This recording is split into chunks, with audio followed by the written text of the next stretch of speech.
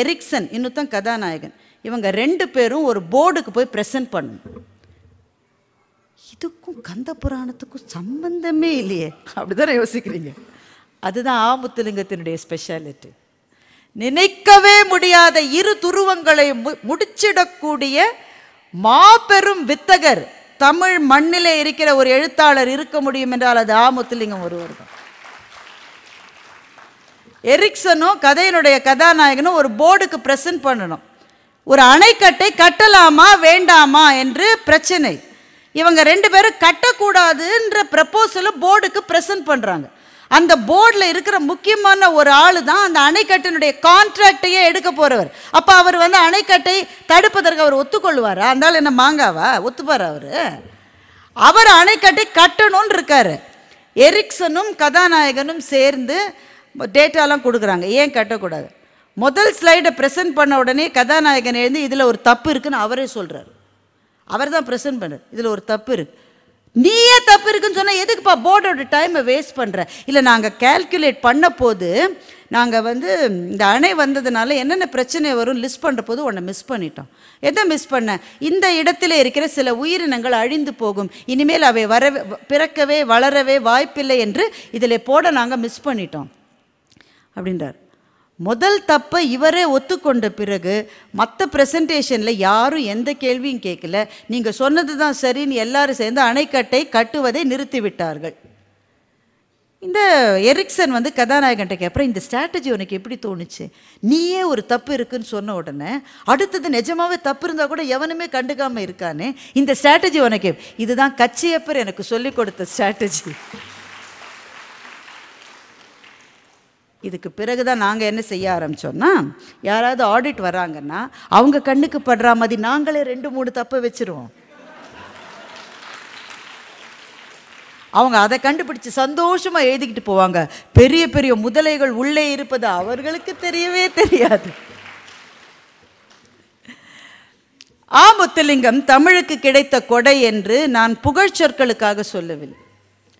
உண்மையிலேயே அவர் தமிழுக்கு, ஏனென்றால் தமிழ் எழுத்தாளர்களில் மிக பெரும்பாலானவர்கள் தங்கள் பகுதி, தங்கள் ஊர், தங்களினுடைய அந்த சிறு பகுதியை தாண்டி டிராவல் பண்ணக்கூடிய பெரிய வாய்ப்புகள் கிடைக்காதவர்கள். அதனால் ஆமுத்துலிங்கம் கொக்குவில் என்று யாழ்ப்பாணத்துக்கு பக்கத்திலே இருக்கிற ஒரு நகரத்திலிருந்து கிளம்பி யூஎன்ல ஒர்க் பண்ணி ஆப்கானிஸ்தானில் இருந்து, சியரோலியனில் இருந்து, யூஎஸில் இருந்து, கனடாவிலே இன்றைக்கு வசித்து கொண்டு உலகம் முழுக்கவும் சுற்றி பார்க்கிற மாபெரும் வாய்ப்பு கிடைத்த ஒரு எழுத்தாளர். தமிழுக்கு கிடைத்திருப்பது ஒரு கொடை. அவர் ஒரு சாஃப்ட்வேர் பற்றி ஒரு புக் எழுதினார். மிகப்பெரிய ஒரு பப்ளிஷிங் ஹவுஸ் அதை பப்ளிஷ் பண்ணாங்க.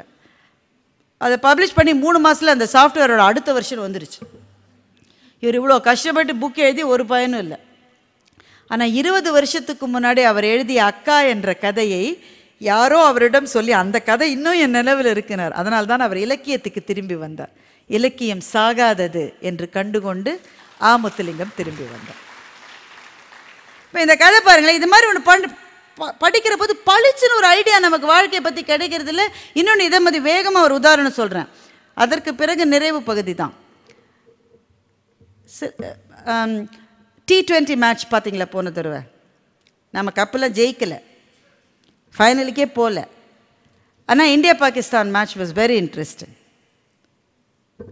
கிரிக்கெட்டும் பார்க்க மாட்டிங்களா? என்னங்க அநியாயமாக இருக்குது. பார்த்தீங்களா இல்லையா T20 மேட்சை? பார்த்தீங்களா? கடைசி ஓவர் ஞாபகம் இருக்கா? விராட் கோலி வந்து அடித்து தள்ளி துவம்சம் பண்ணார். லாஸ்ட் ஓவரில் 16 ரன் எடுக்கணும். நாம் யாருக்கு அகெயின்ஸ்டா? பாகிஸ்தானுக்கு அகெயின்ஸ்டா. 4வது பாலில் தினேஷ் கார்த்திக் அவுட் ஆனார், ஞாபகம் இருக்கா? நமக்கெல்லாம் இதயம் வாய்க்கு வந்ததே, அடப்பாவி இப்போ அவுட் ஆகிட்டாங்க. அஸ்வின் வந்தார். அப்போ தான் இருந்தது ஒரே ஒரு பால், 2 ரன் எடுக்கணும். முதல்ல அந்த ஓவரில் 16 ரன் தேவையானது, இவங்க எப்படி எப்படியோ எடுத்துட்டாங்க. கடைசி பாலுக்கு முந்தின பாலில் தினேஷ் கார்த்திக் அவுட் ஆன உடனே Ashwin Ravichandran came to bat. ஒரு பால் 2 ரன் எடுக்கணும். ஆனால் அவர் தான் ஃபேஸ் பண்ணுறாரு, கோலி எதிர்முனையில் இருக்கார். அப்போ அந்த பால் வந்தது. எவ்வளோ ப்ரெஷர் இருக்குன்னு மாத்திரம் யோசிச்சு பாருங்க. எடுக்க வேண்டியது 2 ரன் தான். அடிடா மாப்பிள்ள சாத்துறா 2 ரன்டா. But Ashwin decided to leave the ball. ஞாபகம் இருக்கா உங்களுக்கு? ஏன்னா அந்த பால் வருகிற டைரக்ஷனை ஓரளவு ஊகிச்சு இது ஒயிட் பால், இதை அட்டெம்ப்ட் பண்ணக்கூடாதுன்னு சொல்லி அவர் ஆடவே இல்லாது. இதில் கிரிக்கெட்டில் இதுக்கு ஒரு இந்த ஆக்ஷனுக்கு ஒரு டேர்ம் இருக்குது. It is call well left. Well left. அவர் அதை அடிக்காமல் விட்டதுனால ஒரு எக்ஸ்ட்ரா பால் அவங்களுக்கு கிடச்சிது. அடுத்த பாலை வந்து அடித்து தூள் பண்ணி 2 ரன் எடுத்து நம்ம அதை ஜெயிச்சிட்டோம், பாகிஸ்தானை ஜெயிச்சிட்டோம். பட் எல்லாரும் என்ன சொன்னாங்க, கோலி இவ்வளவு நல்லா விளையாடினது மாத்திரம் இல்லை, அந்த பால் வர்ற போது அடிக்க வேண்டான்னு அஸ்வின் ஒரு முடிவு எடுத்தாரு, அதுதான் வெற்றிக்கு காரணம் என்று கிரிக்கெட் விமர்சகர்கள் சொன்னார்கள். It is called well left. Well left is a great technique not only in cricket but also in life. எல்லா பாலையும் அடிச்சே தீர்வேன் நிக்காத சாமி, சிலதுக்கு ஒதுங்கிக்கோ.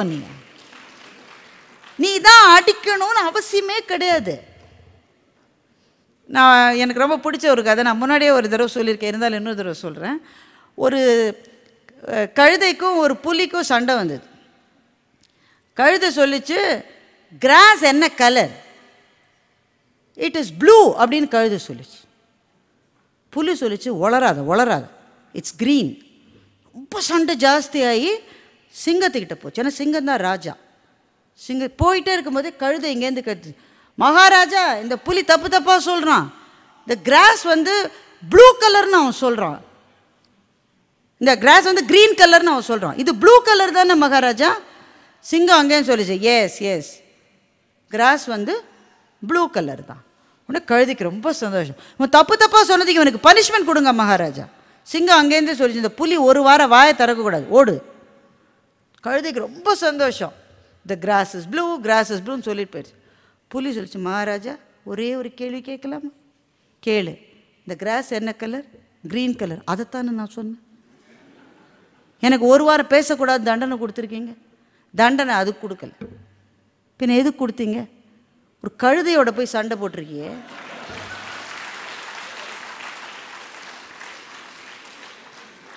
நீ எவ்வளவு பெரிய ஒரு அனிமல், நீ உனக்கு எவ்வளவு சக்தி இருக்கு, அவனோட ஒரு நாள் முழுக்க நீ சண்டை போட்டிருக்க. அதுதான் போட்டியே. அந்த வழக்கை என்கிட்ட எடுத்துட்டு வந்து என் நேரத்தை வேற நீ வேஸ்ட் பண்ண. தண்டனை அதுக்காக. ஸோ இதுதான் வெல் லெஃப்ட். சில பேர் அப்படித்தான் பேசிக்கிட்டே இருப்பான். ஆமாங்க நீங்கள் சொல்றது ரொம்ப கரெக்டுன்ட்டு அதோட விட்டுருவான். அப்படி எப்படி சார் சொல்றீங்க? அது உண்மை இல்லை சார்னா ஒரு 2 நாள் பேசுவோம். ஒரே ஒரு வார்த்தை சின்ன புன்னகையோட நீங்கள் சொல்கிறது எப்போவுமே கரெக்டு தான் அப்படின்னா ஒரு நேரம் மிச்சமாகும். புரிஞ்சுக்கோ, well left is very important. சில பேர் எல்லாத்துக்கும் தானே போய் நிற்பான். அது போகக்கூடாது. எதுக்கு யார் அனுப்பிச்சா அவன் சரியா அதை அடிப்பானோ அவன் அனுப்பிச்சிட்டு நீ தள்ளிடு. வெண்முரசில் ஜெயமோகன் இதற்காக ஒரு கதை எழுதியிருக்கார். அதோடு நம்ம நிறைவு செய்து கொள்ளலாம்னு நினைக்கிறேன். ரொம்ப இன்ட்ரெஸ்டிங்கான கதை. சில சமயம் வாழ்க்கையில் நமக்கு இந்த ஸ்ட்ராட்டஜி தேவை. எல்லா பாலையும் நீ அடிக்காதரா, மற்ற தள்ளி நில்றா, அவ்வளோதான். பாண்டவர்கள் அந்த அரக்கு மாளிகையில் அவங்கள கொல்றதுக்கு சதின மகாபாரதம் தெரிந்தானுங்க, நல்ல வேலை. பாண்டவர்கள் அரக்கு மாளிகையில் கொல்லப்படுவதற்கான சதி செஞ்சிட்டாங்க. இவங்களுக்கு விஷயம் தெரிஞ்சிருச்சு. அங்கே யாரோ இறந்த மாதிரி செட்டப் பண்ணிவிட்டு இவங்க தப்பிச்சிட்டாங்க. தப்பிச்சவங்க நேர அஸ்தினாபுரத்துக்கு போகல, மறைந்து வாழ்கிறார்கள். மறைந்து வாழ்கிறதுனால அவங்க இறந்துட்டாங்கன்னு துரியோதனன் சகுனி அண்ட் கம்பெனி நினச்சிக்கிட்டு இருக்காங்க. அப்போ அடிக்கடி போய் திருதராஷ்டிரனை அரிச்சு பிடுங்குறாங்க.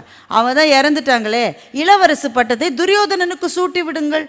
அவன் யோசிச்சுட்டே இருக்காரு. ஏன்னா 2 பேரில் மூத்தவன் தர்மன் தான், தர்மனுக்கு தான் சூட்டணும். ஆனால் தர்மன் இப்போ இருக்கானே தெரியலையே, யோசிச்சுக்கிட்டே இருக்கான். இப்போ போய் பிச்சை எடுக்கிறான். 1 வருஷம் ஆயிடுச்சு, 1 ஆண்டு முடிந்து போனது. இனிமேல் அவங்க உயிரோடு இருக்க வாய்ப்பு இல்லை. நீங்கள் எப்படியாவது துரியோதனனுக்கு இளவரசு பட்டது சரின்ட்டான் திருதராஷ்டிரன்.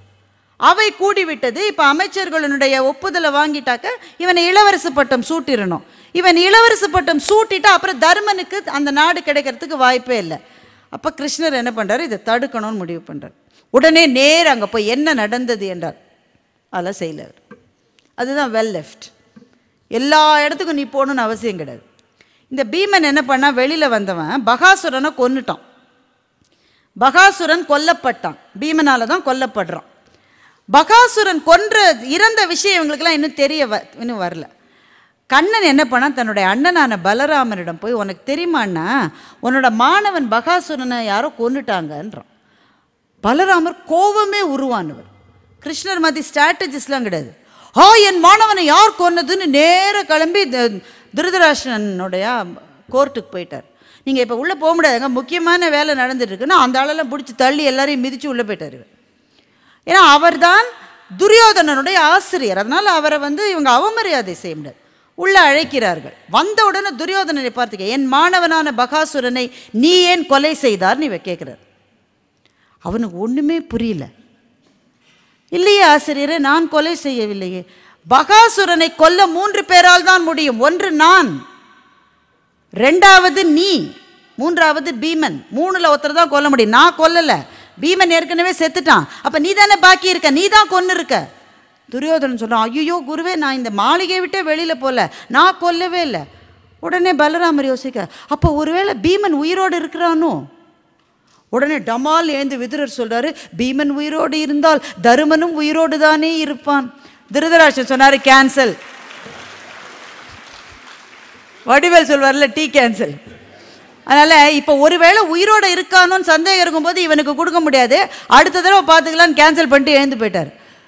துரியோதனனுக்கு என்ன நடந்ததுன்னு தெரியல. மணிமகுடம் தலைக்கு மேலே வந்தாச்சு. Too many slips between the cup and the lip. கடைசி நிமிஷத்தில் இப்படி சகுனி ஒருத்தனுக்கு தான் தெரிஞ்சது, ஒரு ஆள் இந்த அவைக்கு வராமலேயே இந்த நாடகத்தை நடத்தி இருக்கிறான். அதனால் எல்லா சண்டைக்கும் நீங்களே போடணும்னு அவசியம் கிடையாது. அதுக்கு கடவுள் சில பேர் நேர்ந்து விட்டுருப்பார். அவங்கள லேசாக பற்ற வச்சா அவன் போய் என்னென்ன செய்யணுமோ கரெக்டாக செஞ்சுட்டு வந்துடும். ஸ்னூக்கர் விளையாடி இருக்கீங்களா? கிரிக்கெட்டே ஒன்றும் கை தட்ட மாட்டேறீங்க, ஸ்னூக்கருக்கு என்ன சொல்ல போகிறீங்க? ஸ்னூக்கரில் எந்த பாலை குழிக்குள்ளே தள்ளணுமோ, ஸ்னூக்கர் பிளேயர் எவனும் அந்த பாலை நேராக எய்ம் பண்ணவே மாட்டான். அது பக்கத்தில் இருக்க தான் எய்ம் பண்ணுவான். அது போகிற போக்கில் இதை தள்ளி விட்டுட்டு அது போயிடும். வாழ்க்கையில் இந்த உத்திகள் சில சமயம் நமக்கு தேவையாகத்தானே இருக்கிறது. நண்பர்களே, நிறைவாக இலக்கியம் நமக்கு ஏன் தேவை? யாரிடமும் பேச முடியாத விஷயங்களை ஒரு புத்தகத்திடம் நம்மால் பேச முடிகிறது. புத்தகம் நம்மிடம் பேசுவதை வேறு யாரும் கேட்க முடியாவிட்டாலும் நாம் மாத்திரமாவது கேட்க முடிகிறது. மிக மிக அந்தரங்கமான சில உணர்வுகளை புத்தகங்கள் நம்மோடு பகிர்ந்து கொள்ளுகின்றன. வேற பெருசாக எதுவுமே சொல்லணும், ரொம்ப ரொம்ப ரொம்ப சாதாரணமாக. வள்ளுவர் ஒரு முறை தெருவில் நடந்து போய் கொண்டிருந்தார். வள்ளுவருக்கு எதிரிலே ஒருவர் வந்தார். சும்மா கற்பனை தாங்க, யார் பார்த்தது வள்ளுவரை? எதிரில் ஒருத்தர் வந்தார். ஏன்பா நேற்று நீ கச்சேரிக்கு வரவே இல்லை? அவர் கேட்குறார் வள்ளுவரை. ஆமாப்பா, வீட்டில் கொஞ்சம் வேலை இருந்ததுப்பா, வர முடியலப்பா. என்னப்பா, எவ்வளவு நல்ல கச்சேரிக்கு வரல? என்ன கச்சேரி? என்ன கச்சேரின்னே உனக்கு தெரியாதா? நேற்று ஒருத்தர் புல்லாங்குழல் வாசிச்சாரு பாரு, அட்டா, நீ கேட்காம மிஸ் பண்ணிட்டப்பா. ஒருத்தர் யாழ் வாசிச்சாருப்பா, மியூசிக்னா அதான்ப்பா. என்னப்பா இதுக்கு போய் வரல? வள்ளுவர் மனசில் நினச்சிக்கிட்டாரு, பாவம் இந்த ஆளுக்கு இன்னும் குழந்தை இல்லை, அதனால தான் புல்லாங்குழல் யாழ் யார் வாசித்ததோ இனிமை என்று சொல்லுகிறார். அவருக்கு மாத்திரம் பிள்ளை பிறந்தா அது இந்த மழலையில் கண்ணா பின்னு வளரும். சரியான வார்த்தை அது சொன்னால் கூட அது அவ்வளோ இனிமையாக இருக்காது. ஒளரி கொட்டி கலரி மூடும் பாருங்க, கேட்க அவ்வளவு இனிமையாக இருக்கும். குழல் இனிது யாழ் இனிது என்ப தம்மக்கள் மழலை சொல் கேளாதா? 7 சொற்களை வைத்து கொண்டு என்ன ஆட்டம் ஆடிருக்காரு ஆளு. இந்த திருக்குறள் நான் சொன்னது ரொம்ப எல்லாருக்கும் புரியக்கூடிய குறள். இன்னும் பல படிகள் இருக்கிறது. இந்த குறள்லேயே முக்கியமான சொல் எது? குழலா, யாழா, இனிது என்ற சொல்லா? எதுவும் கிடையாது. தம் மக்கள். பக்கத்து வீட்டு பிள்ளை கத்தினா 4 அடி அடித்து வாயை மூட வேயாமல் பண்ணுறோம். ஆனால் நம்ம பிள்ளை பேசினா அது என்ன உளறினாலும் நமக்கு ரொம்ப அழகாக இருக்கும்.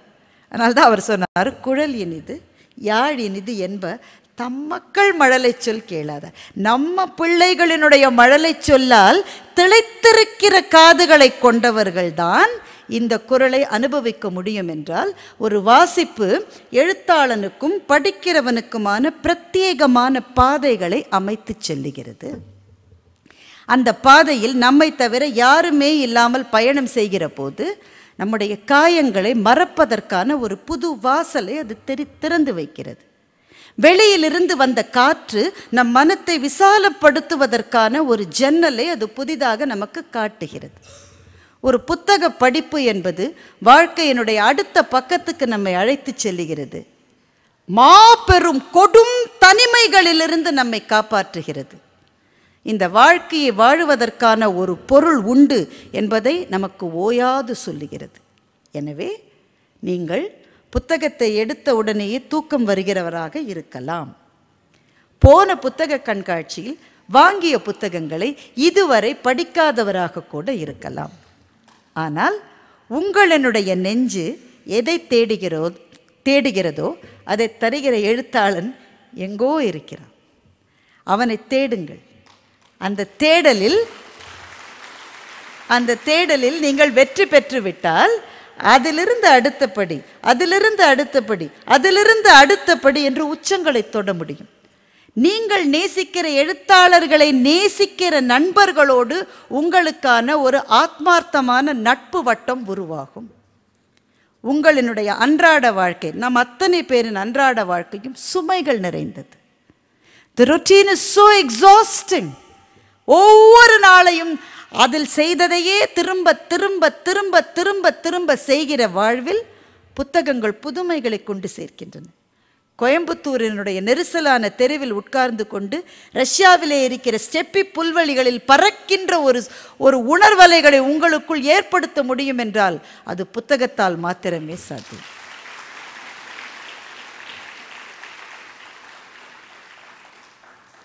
புத்தகம் நமக்குள்ளே அன்பை, மனிதாபிமானத்தை வளர்க்கிறது. கல்யாண்ஜியினுடைய ஒரு கவிதையை சொல்லிவிட்டு முடித்துக் கொள்ளுகின்றேன். ரொம்ப சாதாரணமான சிச்சுவேஷன். பிள்ளையை தூக்கிக்கிட்டு அப்பா மருந்து கடைக்கு போகிறார், அவ்வளோதான் சிச்சுவேஷன். ஒன்றும் பெரிய சிச்சுவேஷன்லாம் கிடையாது. பிள்ளையை தூக்கிக்கிட்டு மருந்து கடைக்கு அப்பா போகிறார். அந்த மருந்தெல்லாம் என்னென்னு அந்த பிள்ளைக்கு ஏற்கனவே தெரியும். ஒரு 5 வயசு பிள்ளைன்னு வச்சுக்கோங்களேன், அதுக்கு ஏற்கனவே தெரியும். பாட்டிக்கு அனீமியா, லிவோஜின் என்று மகள் சொன்னாள். அந்த டானிக்கை வாங்கிட்டான். அப்பாவுக்கு பிபி, டெல்மா அந்த மாத்திரையை கொடுக்குறாரு. அப்பா சொல்கிறாரு 2 எறும்பு மருந்து பேக்கெட். அப்பா சொல்கிறாரு யார்கிட்ட? மருந்து கடைக்காரர்கிட்ட 2 எறும்பு மருந்து பேக்கெட்.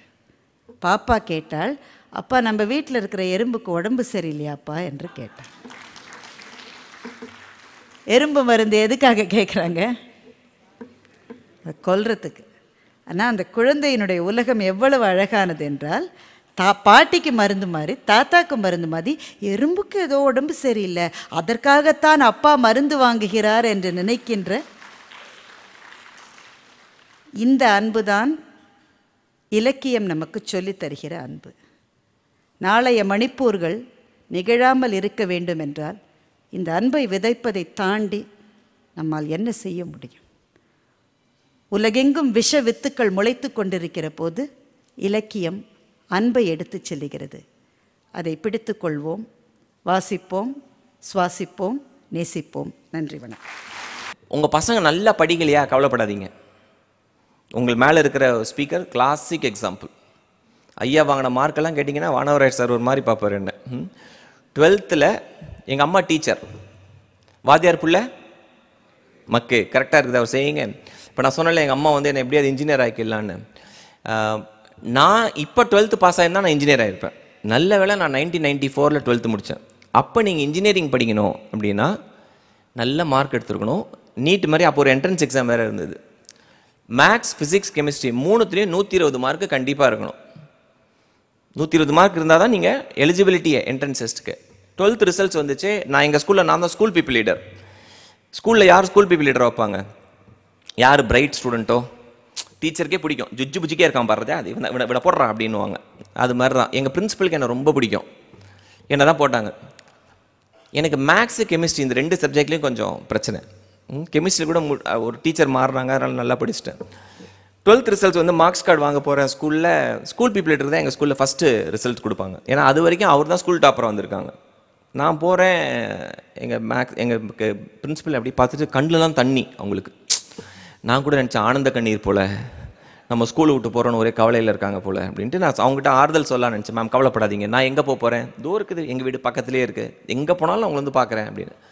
மார்க்ஸ் கார்டு கொடுத்தாங்க. இப்போ நம்ம கண்ணிலையும் தண்ணி.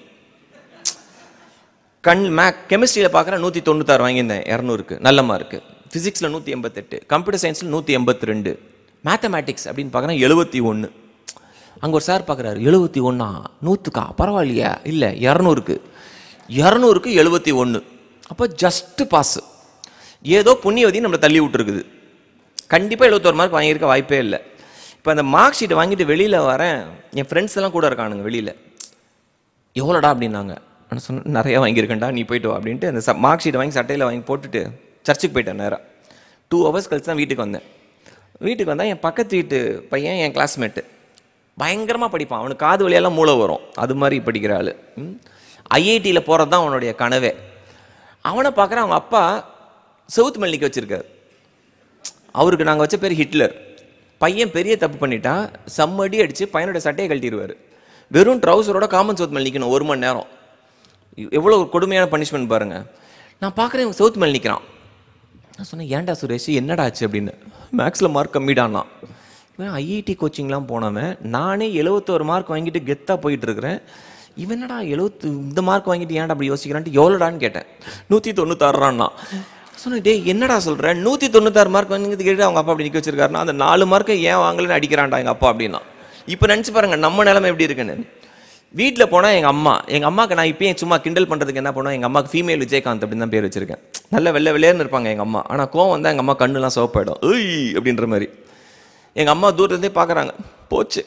ஏன்னா ஐயா மேனேஜ்மெண்ட் கோட்டாவில் கூட எலிஜிபிள் கிடையாது. மேக்ஸில் 120 வாங்கியிருக்கணும். எங்கள் அப்பா தோளில் கை போட்டார்.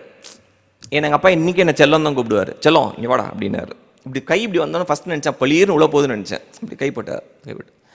ஏதோ தப்பு நடந்திருக்குடா உன் பேப்பரில் அப்படின்னாரு.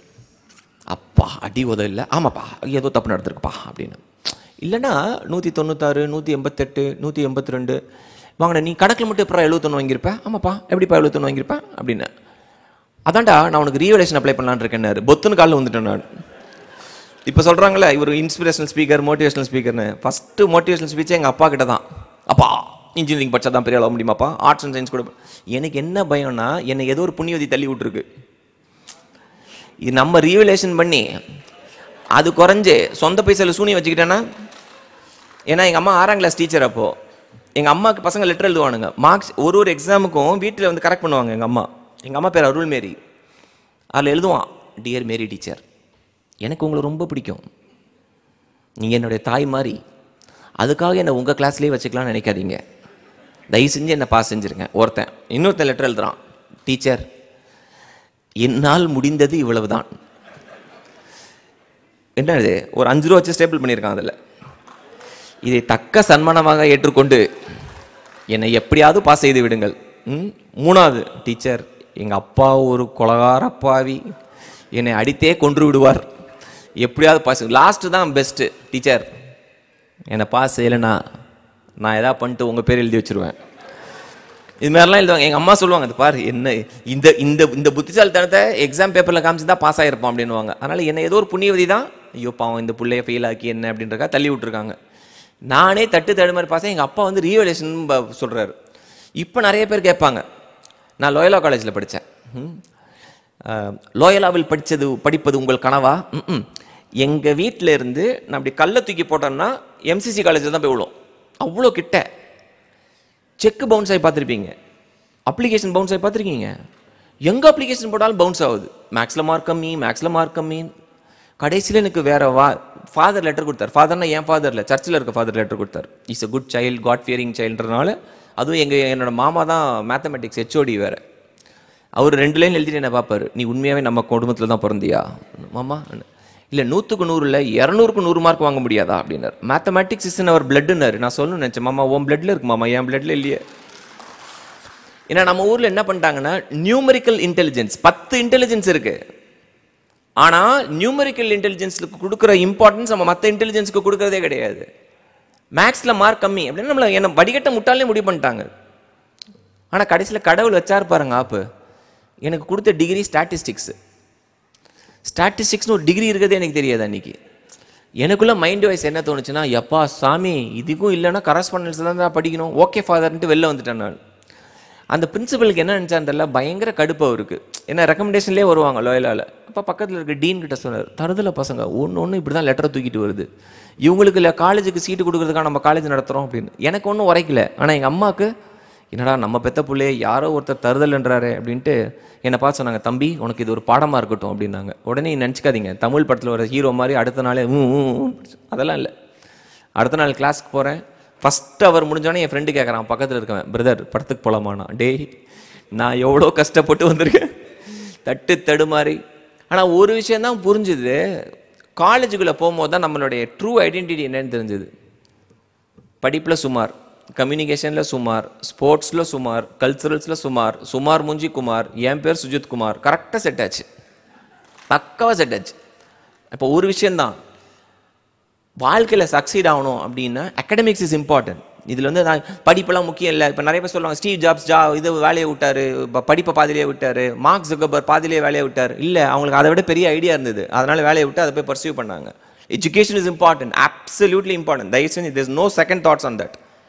எனக்கு படிப்போட அருமை எப்போ தெரிஞ்சுன்னா 12th விழுந்த அடினால தான் தெரிஞ்சுது. அடுத்து என்னாச்சு, 3 வருஷம் லாயலாவில் ஸ்டாட்டிஸ்டிக்ஸில் சூப்பராக படித்து டாப் 2ல் இருந்தேன். பிஜியில் கோல்டு மெடல் அடித்தேன். க்ரௌனிங் மொமெண்ட் என்னன்னா இதுதான். நம்ம எல்லாருமே லைஃப்பில் பெரிய பெரிய அவார்ட்ஸ்லாம் வாங்கியிருப்போம்ல, இந்த அச்சீவர் அவார்டு, அந்த achiever award, life long award கொடுப்பாங்க நம்மளுக்கு, லைஃப் லாங் அச்சீவர் அவார்டு வரைக்கும் கொடுப்பாங்க. ஆனால் யாராலையுமே மறக்க முடியாத ஒரு அவார்டுனா நம்ம படித்த இன்ஸ்டிடியூஷனில் இருந்து, ஆல்மா மேட்டர்லேருந்து கிடைக்கிற அவார்டு வந்து ரொம்ப ரொம்ப ஸ்பெஷல். அக்டோபர் 2, 2015 4 பேருக்கு லாயலாவில் டிஸ்டிங்விஷ் அலுமினின்னு அந்த வருஷம் கொடுத்தாங்க. அந்த 4 பேர் யார் யார்? முதல் ஆள் doctor C Rangarajan, former Andhra Pradesh and RBI governor. ரெண்டாவது டாக்டர் கோட்டீஸ்வர் ராவ், IOB பேங்கோட மேனேஜிங் டைரக்டர் அண்ட் CEO. மூணாவது சீஃப் ஜஸ்டிஸ், அப்போ இருந்த சீஃப் ஜஸ்டிஸ், சுப்ரீம் கோர்ட்டோட சீஃப் ஜஸ்டிஸ் மூணாவது. நாலாவது யாரை தருதல்னு சொல்லி சீட்டு கொடுத்தாங்களோ அவருக்கு மாற்றம் ஃபவுண்டேஷனில் ரன் பண்ண. when I walked up to the stage it was a goosebump moment. அன்னைக்கு அம்மா இருந்தாங்க, அந்த ஒரே ஒரு அவார்ட் ஃபங்க்ஷன் தான் அம்மா வந்திருந்தாங்க. அம்மா ஸ்டேஜில் வந்துட்டு என் காதில் ஏதோ சொல்லிட்டு போனாங்க, எனக்கு புரியல. கீழே இறங்கும்போது சொன்னாங்க, உனக்கு ஞாபகம் இருக்கான்னு தெரியல தம்பி, ஜூன் 27, 1994 அங்கே இருக்க பற்றியா அந்த காரிடார், அந்த க்யூவில் தான் நம்ம நின்றோம். அங்கேருந்து இங்கே வரதான் சக்ஸஸ், அங்கேருந்து இங்கே வரதான் success. I'm very happy today அப்படின்னாங்க. யங்ஸ்டர்ஸ் எல்லாருக்கிட்டையும் நீங்கள் சொல்ல வேண்டிய ஒரே ஒரு விஷயம், இந்த காலேஜ் பருவம்ன்றது இருக்குல்ல, let's not take it for granted. பசங்க என்ன பண்ணால் காலேஜுக்குள்ளே போயிட்டு அதுக்கப்புறம் நான் வெளியில் இருக்க ட்ரை பண்ணுறாங்க. வெளியில் இருக்க எங்களை கேளுங்க, என்ன வேணால் ட்ரேட் ஆஃப் பண்ணுவோம் திருப்பி அந்த காலேஜுக்குள்ளே போகிறதுக்கு. ஸோ ஸ்கில்ஸ், காம்பிடென்சிஸ் இதை வளர்த்துக்கிறதுக்கு என்ன பண்ண முடியுமோ யங்ஸ்டர்ஸ் ஸ்பெண்ட் பண்ணட்டும். பசங்க படிக்கலைன்னா கவலைப்பட வேண்டாம், எதுவுமே தெரியலனாலும் கவலைப்பட வேண்டாம், ஸ்கில்ஸ் இல்லைன்னா கவலைப்பட வேண்டாம். ஆனால் அவன் யார் கூட சேர்ந்து பழகிறான்றது மட்டும் பார்த்துக்கோங்க. அந்த 6 பேர், அந்த 5 பேர் 5 ரிலீஜியஸ் பீப்புளோட இருந்தானா நீ ஆறாதான் நீ ரிலீஜியஸாக இருக்க சான்ஸ் இருக்குது. 5 சக்ஸஸ்ஃபுல் பீப்புளோட இருக்கன்னா நீ ஆறாதான் அவங்களுடைய ஸ்கில்ஸு, அவங்களுடைய காம்பிடென்சி உனக்கு வரதுக்கு சான்ஸ் இருக்குது. ரைட்? 5 எம்பத்தி இருக்கிற இது மாதிரி ஆர்கனைசர்ஸோட இருந்தீங்கன்னா you will pick up that. 5 இடியட்ஸோட இருந்தானா you will also become an idiot. It's a fact. அதான் என்விரான்மெண்ட்ன்றோம். அப்போ நம்மளோட ஃப்ரெண்ட், உன் நண்பன் யாருன்ட்டு சொல், நீ யாருன்னு சொல்கிறோம்ல, நீங்கள் வாட்ச் பண்ண வேண்டியதெல்லாம் ஃப்ரெண்ட்ஸ் யார், அவன் என்ன ஜாதி என்ன மதம்னு பார்க்காதீங்க, அந்த ஃப்ரெண்டு அவனை எலிவேட் பண்ணுவானான்னு மட்டும் பாருங்கள். அந்த ஒரு விஷயத்தில் மட்டும் பயங்கர கேர்ஃபுல்லாக இருங்க. அந்த ஒரு விஷயத்தில் I was truly blessed to have great friends. என் ஃப்ரெண்ட்ஸ்லாம் என்னை விட 100 மடங்கு கேப்பபிலிட்டி உள்ளவங்க. ஆனால் எப்போ வந்தாலும் உன்னால் முடியாதடா வாடா அப்படின்னு தூக்கி விடுவோம். அது மாதிரி ஃப்ரெண்டு இருந்துட்டான்னு வச்சுக்கோங்களேன், beautiful, life is beautiful. And ஃப்ரெண்ட்ஸுக்கு வந்து இந்த ஏஜ் தான் இருக்கணும்னு அவசியமும் கிடையாது. And last and most important thing, நம்ம பசங்களுக்கு the power to say no, எனக்கு இது வேண்டாம் அப்படின்னு சொல்கிறதுக்கான பக்குவமும் வந்தாகணும். ஏன்னா we always fall to temptation. அதான் ஒரு சொல்லுவாங்க, there is no secret to success but the secret to failure is to saying yes to every damn thing which is happening around. Say no. And I want to close by saying this. லைஃப்பில் successful அப்படின்றதுக்கு எனக்கு பொறுத்த வரைக்கும் 3 formula தான் நான் சொல்லுவேன். நான் learn, earn and return. நான் திருப்பி சொல்கிறேன், லேர்ன், ஏர்ன் அண்ட் ரிட்டர்ன். இது எதுக்கு சொல்கிறோம் அப்படின்னா, இன்றைக்கி நம்ம இருக்கிற இது கிடையாது ரியல் இந்தியா. கோயம்புத்தூர் கொடிசியா ஹாலுக்குள்ளே இருக்கிறது இது இல்லை real India. The real India outside is very very different. நான் எல்லா கல்லூரிகளையும் போய் பேசும்போது தான் சொல்லுவேன், கிராஸ் என்ரோல்மெண்ட் ரேஷியோன்னு சொல்கிறாங்க, GER. தமிழ்நாடு பெருமைப்பட வேண்டிய விஷயம், நம்ம தான் ஹையஸ்ட் 52%. GERன்றது என்ன? ஒரு குழந்தை நீங்கள் பிறக்குது அப்படின்னா 12th முடித்து காலேஜ் வரைக்கும் போகிற ஆப்பர்ச்சுனிட்டி எத்தனை குழந்தைங்களுக்கு கிடைக்குது? 52% தமிழ்நாட்டில். இந்தியாவோட ஆவரேஜ் இஸ் 27%. 73% குழந்தைங்க இன்றைக்கும் ஹையர் எஜுகேஷன் ஆக்சஸ் இல்லாமல் தான் வெளியில் இருக்காங்க. அப்போது மனுஷனாக பிறந்த நம்ம ரெஸ்பான்சிபிளாக இருக்கணும். சக்ஸஸ் என்னை பொறுத்த வரைக்கும் சீக்ரெட் ஆஃப் சக்ஸஸ் என்ன அப்படின்னா, யாரெல்லாம் திருப்பி கொடுக்குறாங்களோ தேர் ஆல் சக்ஸஸ்ஃபுல் பீப்புள் என்னை பொறுத்த வரைக்கும். ஆனால் அதில் இவ்வளோ இத்தனை கோடி கொடுத்தாரு, இவ்வளோ 1000 கொடுத்தாருன்றது கிடையாது. மாற்றம் ஃபவுண்டேஷனுக்கு மாதம் 1ஆம் தேதி ஒரு சல்வார் கமிஸ் வரும், ஒரே ஒரு ட்ரெஸ் சல்வார் வரும். லாஸ்ட் 5 வருஷமாக வந்துட்டுருக்கு. ஒரு சல்வார் மட்டும் வரும் கொரியரில். நான் ஏதோ ஒரு சன் டிவியில் பேசுகிறேன், நான் என் குழந்தைங்களுக்கு ட்ரெஸ் வேணும் அப்படின்றதுக்காக யாரோ ஒருத்தர் அட்ரஸே இல்லாமல் வரும். சில நாள் அட்ரஸ் இருக்கும், பேர் இருக்காது. நான் போன மாதம் அது யார் அதுன்னு பார்த்தேன். நான் எனக்கு யாரா தொடர்ந்து 5 வருஷமாக அனுப்புகிறாங்கன்னு அவங்கள கண்டுபிடிச்சி ஃபோன் பண்ணி பேசினா எனக்கு ஒரு ஷாக் கிடச்சிது. என்னென்னா, தாம்பரம் பக்கத்தில் இருக்க ஒரு எக்ஸ்போர்ட் கம்பெனியில் வேலை செய்கிற ஒரு ஃபீமேல் தொழிலாளி தான் அவங்க. அவங்க வாங்குகிற சம்பளத்தில் இருந்து அவங்க கம்பெனிலேருந்தே ஒரே ஒரு சல்வாரை வாங்கி அனுப்புகிறாங்க. அவங்க சொல்கிறாங்க, நான் உங்களை பற்றி எழுதட்டுமான்னு கேட்டேன். அவங்க சொன்னாங்க, தயவு செஞ்சு என் பேரை மட்டும் எழுதிடாதீங்க. நான் பார்த்ததில் one of the biggest donor சேலமில் முருகன் ஒருத்தரை பார்த்தேன் நான். இது கோவிடுக்கு ஒரு 2 வருஷத்துக்கு முன்னாடி. அங்கே போய் நான் ஒரு மேடையில் எப்படி பேசுகிறேன், அவர் கீழே உட்காந்துருந்தார். கூட்டம் ஃபுல்லாகிடுச்சு. கீழே அவரும் ஒரு பையனும் உட்காந்துருந்தாங்க. அழுக்கான ஒரு லுங்கி, ஒரு சட்டை, கையில் ஒரு மஞ்சப்பை ஒன்று வச்சுருந்தார். பேசி முடிச்சுட்டு நான் கீழே இறங்கினா நிறையா ஸ்டூடெண்ட்ஸ் என்கிட்ட பேசிகிட்டே இருந்தாங்க. அவர் தள்ளி நின்றுட்டே இருந்தார். அவர் கரெக்டாக என்கிட்ட பேச வரும்போது அந்த ஆர்கனைசர் என்ன பண்ணாங்க, இல்லை சார் அடுத்த ஃபங்க்ஷனுக்கு போகணும், நீங்கள் நில்லுங்க அப்படின்னாரு. நான் சொன்னேன், ஒரு நிமிஷம் இல்லைங்க, அவர் வரட்டும் அப்படின்ட்டு அவர்கிட்ட நான் பேச போனேன். அவர் என்ன பண்ணார், வணக்கம் சார், இது அப்படின்னு ஆரம்பித்தார் பாருங்க. சில டைம் நம்மளோட ஈகோ இருக்குல்ல, வி ப்ரீ ஜட்ஜ். அவன் இவர் என்ன கேட்க போகிறாருன்னு நம்மளே ஜட்ஜ் பண்ணிவிடுவோம். ஓகே, அதனால தான் இங்கிலீஷில் சொல்லுவாங்க, don't judge the book by its கவர்னுவாங்க. நான் என்ன பண்ணிட்டேன், டக்குன்னு சார் நான் அர்ஜென்ட்டாக ஒரு அடுத்த ஃபங்க்ஷனுக்கு போகணும், நீங்கள் என்ன கேட்க போகிறீங்கன்னு எனக்கு தெரியும். தம்பி 12th முடிச்சிருக்காரு, கஷ்டப்படுறாரு, கண்டிப்பாக நல்ல மார்க் எடுத்தால் நான் என் ஃபவுண்டேஷனில் சேர்த்துக்கிறேன் அப்படின்ட்டு டக்குன்னு என்னோடய பிஸ்னஸ் கார்டு எடுத்து அவர்கிட்ட கொடுத்தேன். அதை வாங்கினவர் வாங்கி, ரொம்ப நன்றி சார் அப்படின்ட்டு பாக்கெட்டில் வச்சுட்டு, ஒரு 30 செகண்ட் சார், நான் அதுக்காக வரல சார் அப்படின்னாரு. சொன்னார், இது என் அக்கா பையன், என் அக்கா கேன்சரில் இறந்துட்டாங்க, அவங்க அப்பா விட்டுட்டு போயிட்டாரு, எனக்கு 2 பசங்க இருக்காங்க, இவன் ஏன் பொறுப்பு, நான் படிச்சுக்க வச்சுருவேன், என் பிள்ளைங்கள மாதிரி இவனை நான் படிக்க வச்சுருவேன், அதுக்கு வரல சார். நீங்கள் மேடையில் பேசும்போது இந்த ஜெயஸ்ரீன்னு ஒரு பொண்ணை பற்றி சொன்னீங்களே சார், அந்த பொண்ணுக்கு நான் மாதம் ஒரு 1000 ரூபா அனுப்பிட்டுமா சார், அக்கௌண்ட் நம்பர் கொஞ்சம் கொடுங்கன்னு இருப்பாருங்க. ஐயோ, இந்த மூஞ்சை எங்கோ போய் வச்சுக்கிறது அன்னைக்கு அப்படியே பலார்னு அரைஞ்ச மாதிரி இருந்தது. நான் சொன்னேன், ரொம்ப மன்னிச்சிருங்க சார், நான் தப்பாக சொல்லிட்டேன், ஜட்ஜ் பண்ணிட்டேன். ஐயோ அதெல்லாம் சொல்லாதீங்க சார், பெரிய வார்த்தைலாம் சொல்லாதீங்க, எனக்கு அந்த அக்கௌண்ட் நம்பர் மட்டும் நீங்கள் கொடுத்துருங்க சார், நான் தவறாமல் 1000 ரூபா மாதம் அனுப்பிச்சிட்றேன் சார்னு. 2018 மீட் பண்ண வர ஏப்ரலில் தொடர்ந்து 1000 ரூபா வந்துகிட்டே இருந்தது. மார்ச் 25ஆம் தேதி கோவிட் லாக்டவுன் ஆச்சு. ஏப்ரல் 1ஆம் தேதி பைசா வந்துச்சு, திருப்பி லாக்டவுன். அவர் என்ன வேலை செய்கிறார், கொத்தனார் வேலை செய்கிறார். 750 ரூபாய் ஒரு நாள் சம்பளம் அவருக்கு. அதை வாங்கி தான் எனக்கு மாதம் 1000 ரூபா அனுப்புகிறார். இப்போ ஏப்ரல் மாதம்லாம் அந்த லாக்டவுன் ஞாபகம் இருக்குல்ல, எங்கேயுமே வேலை கிடையாது. நான் ஏப்ரல் மாதம் விட்டால் மே மாதமும் வந்துருச்சு பைசா. அப்போ நான் அவருக்கு ஃபோன் பண்ணேன், முருகன் நீங்கள் வேலையும் இல்லை, இப்போது இந்த டைம்லலாம் நீங்கள் பைசா அனுப்பாதீங்க, இப்போ பார்த்துக்கலாம் அப்படின்னு. இப்போ ஒரு விஷயம் சொன்னார், சார் எங்கள் அம்மா உயிரோடு இல்லை, எங்கள் அம்மா சாகிறதுக்கு முன்னாடி ஒரு விஷயம் சொல்லிட்டு போயிருக்கு, தம்பி யாருக்கிட்டையும் சத்தியம் பண்ணாத, சத்தியம் பண்ணால் தலையே போனாலும் அதை காப்பாற்றினுண்டா தம்பின்னு சொல்லிட்டு என்கிட்ட சொல்கிறாரு. 3 வேளை சாப்பாடு 2ஆக குறைஞ்சா கூட குறையும் சார், இந்த 1000 ரூபா உங்களுக்கு வந்துகிட்டே இருக்கும் சார்னாரு. இன்னைக்கு வரைக்கும் வருது அந்த 1000 ரூபா. Now that's the power of what you want to return, right? நம்ம குழந்தைங்களுக்கு கல்வி சொல்லிக் கொடுங்க, டிசிப்ளின் சொல்லிக் கொடுங்க, ஹார்ட் ஒர்க் சொல்லிக் கொடுங்க, ஃபோக்கஸ் சொல்லிக் கொடுங்க, எல்லாம் சொல்லிக் கொடுங்க. ரொம்ப ரொம்ப இம்பார்ட்டண்ட்டாக எம்பத்தி அப்படின்னு ஒரு விஷயம் இருக்குது. சிம்பத்தி வேண்டாம், ஐயோ பாவம், அதனால 5 பைசா பிரயோஜனம் கிடையாது. எம்பத்தி, அவன் கஷ்டப்படுறான்னா அதை போன ஜென்மத்தை கர்மா கிருமான்லாம் போயிடாதீங்க தயவு செஞ்சு. அப்புறம் நம்ம மனுஷனே கிடையாது. இவனுக்கு நம்மளால் என்ன பண்ண முடியும்? எல்லாரும் தொண்டு நிறுவனம் ஆரம்பிக்க முடியுமா? கஷ்டம். எனக்கு இது பண்ணணும்னு ஆசை. எல்லாருக்கும் ஒரு காலிங் இருக்குது. இன்றைக்கி நிறைய பேர் நினச்சிக்கிறாங்க மாற்றம் நான் ரன் பண்ணுறேன். இல்லை, அதோ உட்காந்துருக்காரு, இவர் கல்லூரியில் 50 பசங்க ஃப்ரீயாக கொடுக்குறாங்க, அவர் தான் கொடுக்குறாரு. And we act as a bridge.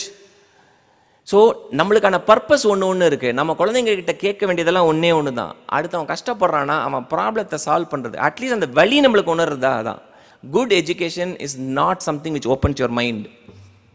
Good education is also something which opens your heart. அடுத்தவனோட வழி தெரியாமல் நம்ம இருக்கிறோன்னா நம்மளை விட மோசமானவங்க வேறு யாருமே இருக்க முடியாது. அதனால தான் உங்களுக்கு நான் கொடுத்த எக்ஸாம்பிள்லாம் பார்த்தீங்கன்னா, of course there are big donors, எல்லோரும் இருக்காங்க. ஒரு திருநங்கையாக இருக்கலாம், இல்லை இது மாதிரி முருகனாக இருக்கலாம், இல்லை இந்த ஒரே ஒரு ஒத்த சல்வார் கமீஸ் கொடுக்குறாங்களே அவங்களாம் இருக்கலாம். சார்கிட்ட நான் ஒரு எக்ஸாம்பிள் சொன்னேன். இந்த வருஷம் எங்களுடைய 537வது அட்மிஷன் ஒரு பையன், இத்தினூண்டு பையன், அவனுக்கு மார்க் கம்மின்றதுக்காக அவன் தங்கச்சியை எங்கள் ஃபவுண்டேஷனில் சேர்த்து விட்டுட்டு அவன் சிமெண்ட் மூட்டையை தூக்கிட்டு இருக்கிறான். சிமெண்ட் மூட்டை தூக்கி அவன் குடும்பத்தை காப்பாற்றல, அவங்க ஊரில் ஆட்டிசம் வந்த ஒரு குழந்தை, 7ஆம் கிளாஸ் படிக்கிற ஒரு குழந்தை, அப்பா அம்மா இல்லைன்ற குழந்தைங்க மாதம் 1000 ரூபா கட்டி, மாதம் 3000 ரூபா அவன் சம்பாதிக்கிறதுல 3000 ரூபா கட்டி அந்த குழந்தைய பார்த்துட்டு இருக்கிறான். இவன் என்ன வயசு? அவனுக்கு 17.5 வயசு. தூண்டு இருக்கான் அந்த பையன். எல்லாம் ஹீரோஸ். ரியல் ஹீரோஸ் எல்லாம் சினிமாவில் வரவங்க மட்டும் கிடையாது. இந்த ரியல் ஹீரோஸ் எல்லாம் கண்ணுக்கு தெரியாமல் நம்மளை சுற்றிக்கிட்டு இருக்காங்க. இவன் தான் ஹீரோஸ். அதனால் மாற்றம்ல நிறைய பேர் கேட்பாங்க, அடுத்தவர் வாழ்க்கையில் மாற்றத்தை கொண்டு வந்துதான், அதுக்காக தான் மாற்றம் ஃபவுண்டேஷன் வச்சிங்களான்னு. கிடையவே கிடையாது. when I look at my children, when I am saying my children, இந்த 2600 குழந்தைங்களை பார்க்கும்போது இவங்க என்ன எவ்வளோ பெட்டர் ஆகியிருக்காங்க.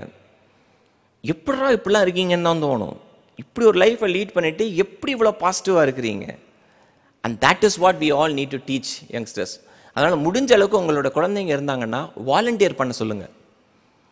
ஏதாவது ஒரு ஆசிரமுக்கு கூப்பிட்டு போங்க, ஏதாவது ஒரு மரம் நடும் விழாவுக்கு கூப்பிட்டு போங்க, மரத்தை நட சொல்லுங்கள், ஒரு விதையை விதைக்க சொல்லுங்கள், ஒரு விஷயத்தை சொல்லிக் கொடுக்க சொல்லுங்கள். அவங்களுக்கு பிடிச்ச விஷயம் எதாக இருந்தால் அதை எடுத்து கொடுக்க சொல்லுங்கள். பிடிச்ச டாயாக இருக்கலாம், பிடிச்ச ட்ரெஸ்ஸாக இருக்கலாம், அட்டை பழசாக இருக்கிறது கொண்டு போய் கொடுக்க வேண்டாம், பிடிச்ச விஷயத்தை கொடுக்க சொல்லுங்கள். த ஜாய் ஆஃப் கிவிங், கொடுக்கறது மட்டும் இல்லை, அது ஒரு போதை. Once you start giving you become a better person. சூப்பராக தூக்கம் வரும். 2013 வரைக்கும் நான் தூங்கினதுக்கும் இப்போ நான் தூங்குறதுக்கும் அடிச்சு போட்ட மாதிரி தூங்க முடியும். ஏன்னா there is a sense of fulfilment at the end of the day. ஆமாம், ஏதோ பண்ணுறோம்ல நம்ம அப்படின்னு. அதுவும் இது மாதிரி பசங்களெல்லாம் பார்க்கும்போது இன்னும் அது நம்மளை மோட்டிவேட் பண்ணும். ஸோ வாழ்க்கையில் வெற்றி பெறுவதற்கான ஒரே ஃபார்முலா இதான். கற்றுக்க வேண்டிய விஷயத்தில் நல்லா கற்றுக்கோங்க. Earn as much as you can. ஏன்னா நல்லவங்க கையில் பைசா இருக்கிறது ரொம்ப ரொம்ப முக்கியம். ஏன்னா அவங்க கையில் நிறைய பைசா இருந்துச்சுன்னா they will return it back. அதனால் எனக்கு ஒரு ஃபேமஸ் ப்ரொஃபஸர் சொன்னார், தருதலையை பெற்று வச்சுருந்தா தான் நிறைய சொத்து சேர்த்து வைக்கணுமா. நல்ல பிள்ளையை சேர்த்து பெற்று வச்சுருந்தோன்னு வச்சுக்கோங்க, நீ சொத்துலாம் சேர்த்து வைக்கணும், அதெல்லாம் அவங்க சம்பாரிச்சிருப்பாங்க. குட் எஜுகேஷன் கொடுங்க, குட் வேல்யூஸ் கொடுங்க. வாழ்க்கையில் வெற்றி பெற வேண்டிய வாழ்த்துக்கள். Thank you very much. இந்த தகவல் உங்களுக்கு பிடிச்சிருந்தா லைக் பண்ணுங்க, உங்க ஃப்ரெண்ட்ஸுக்கு ஷேர் பண்ணுங்க, மறக்காம எங்க சேனலுக்கு சப்ஸ்கிரைப் பண்ணுங்க.